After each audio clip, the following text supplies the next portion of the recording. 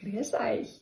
Ich bin gerade in meinem Musikzimmer und habe eine alte Gitarre von mir wieder rausgekramt, auf der ich schon lange nicht mehr gespielt habe. Die ist ja super verstimmt, weil die braucht dringend jetzt mal neue Seiten.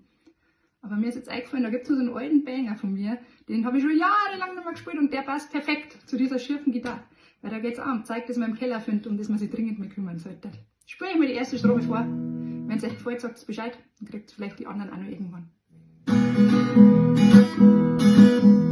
Die alten Kupferdosen passen nicht mit dem Deckel zusammen, doch die waren ein Geschenk zur Hochzeit von der Schwiegermann. Der nicer Fluss in seinem Originalkarton, den packt man bald schon aus, da bin ich überzeugt davon.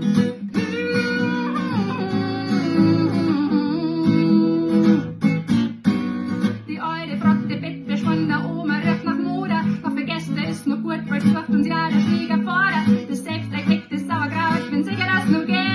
Aber wenn noch Papa Sommer 1994 draufsteht.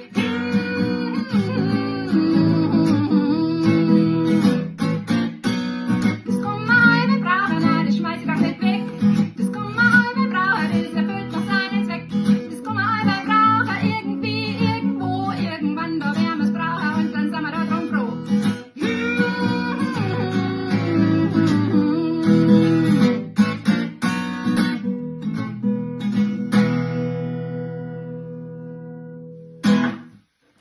Ich glaube, ich mache trotzdem mal neue Seiten drauf.